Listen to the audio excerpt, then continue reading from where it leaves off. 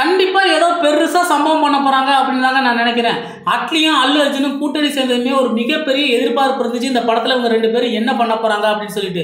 அது மட்டும் இல்லாம படத்தோட பட்ஜெட் வந்து 800 கோடின்னு அனௌன்ஸ் பண்ணதா இன்னொரு எதிர்பார்ப்பு எகிரிருச்சு. இந்த படத்தை யாரு ப்ரொடியூஸ் பண்ணுவா, இவ்வளவு பட்ஜெட்ல ப்ரொடியூஸ் பண்றதுக்கு யாரு முன்னாடி வருவாங்க அப்படின்னு நினைச்சுக்கிட்டு இருக்கும்போது சன் பிக்சர்ஸ் இந்த படத்தை நாங்க ப்ரொடியூஸ் பண்றோம் அப்படின்னு சொல்லும்போது இன்னொரு எதிர்பார்ப்பு எகிர்னுச்சு. இதையெல்லாம் தாண்டி இந்த படத்துக்கு மியூசிக் டைரக்டர் யாரு அப்படின்னு இன்னொரு கேள்வி வரும்போது இளம் மியூசிக் டைரக்டரான சாய் அப்படிங்கிற படத்துக்குள்ள கொண்டு வந்து இன்னொரு எதிர்பார்ப்பை எகிர வச்சாங்க. இப்போ இது எல்லாத்தையும் தாண்டி இந்த படத்தோட ஹீரோயின் யாருன்னு ஒரு அனௌன்ஸ்மெண்ட் கொடுத்துருக்காங்க. அது யாருன்னு பார்த்தீங்கன்னா தீபிகா படுகோனே வந்து இந்த படத்தில் நடிக்க போறாங்க.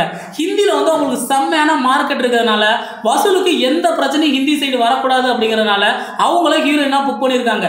கண்டிப்பா அதை ஃபில்ஃபில் பண்ணுவாங்கன்னு தான் நான் எதிர்பார்க்குறேன். இது எல்லாமே சேர்ந்து கண்டிப்பா ஒரு மிகப்பெரிய மேஜிக் நடக்கும் அப்படின்னு சொல்லி தான் நான் எதிர்பார்க்குறேன். எதுக்காக சொல்றேன்னு பார்த்தீங்கன்னா இது வரைக்கும் அட்லி 5 படம் தான் பண்ணாரு. ஆனால் 5 படமே சூப்பர் டூப்பர் ஹிட் ஆக்கி விட்டுட்டாரு. அவர் மேலே என்னதான் நீங்கள் நெகட்டிவ் விமர்சனம் வச்சாலும் கதை திருட்டு படம் கதை சரியில்லை காப்பி பேஸ்ட் அப்படின்னு சொல்லி எவ்வளவுதான் நீங்கள் அவரை கலாய்ச்சி தள்ளினாலும் ஒவ்வொரு படத்துலையும் அவரை தன்னை மேம்படுத்தி மிகப்பெரிய ஒரு வசூல் ரெக்கார்டை செட் பண்ணிக்கிட்டே தான் போயிருக்காரு. விஜய் வச்சு பண்ண 3 படமும் தமிழில் ஹிட்டு. ஃபர்ஸ்ட் படம் ராஜா ராணி செம்ம ஹிட்டாக தான் இருந்துச்சு. அதுக்கப்புறம் லாஸ்ட்டாக எடுத்த ஜவான் படம் சூப்பர் டூப்பர் ஹிட் ஆகி 1000 கோடி வசூல் அடித்து தூக்கிக்கிட்டு போணுச்சு. அந்த அளவுக்கு வந்து ஒரு மிகப்பெரிய பேசு பொருளாக இருந்துச்சு. அதில் அட்லியோட பங்களிப்பு மட்டும் இல்லாமல் ஷாருக் கானும் நடிச்சதுனால இன்னொரு ஹைப் இருந்துச்சு அந்த படத்துக்கு. அதனால 1000 கோடி வசூல் அடிச்சிச்சு அப்படின்னு சொல்லி அந்த கிரெடிட்ஸையும் வந்து அட்லிக்கு கொடுக்காம வச்சிருந்தாங்க. இப்போ 3000 கோடி வசூலுக்கு பிளான் பண்ணியிருப்பாங்களா என்னமோன்னு தெரியல. அல்லு அர்ஜுனும் அட்லியும் கூட்டணி வச்சிருக்காங்க.